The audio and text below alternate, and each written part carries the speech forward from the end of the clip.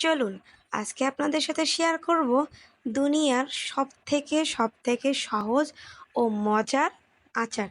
মাত্র 2টা উপাদান দিয়ে তৈরি করতে পারবেন আপনাদের এই মজাদার আর সহজ রেসিপিটি। দেখুন এখানে কি সুন্দর তুলতুলা গরম গুড়, দেখেই মনে হচ্ছে খেয়ে নিই। আর আমি এখানে কিছুটা তেঁতুল রোদে শুকিয়ে কড়কড়া করে নিয়েছি। এখন আমি পুরোটা দিয়ে দিব আমার একটা কাচের জারে।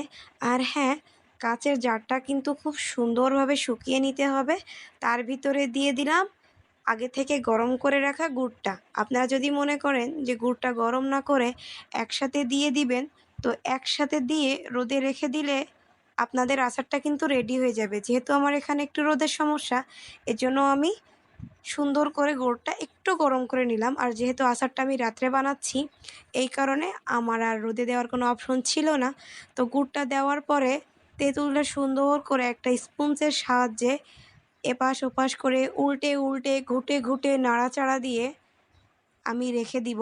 আর এইভাবে উল্টে পাল্টে নাড়াচাড়া দিয়ে রাখলে কিন্তু আমাদের আচারটা রেডি। দেখুন কতটা লোভনীয় হয়েছে। তো আপনারাও কিন্তু চাইলে বাসায় তৈরি করতে পারেন।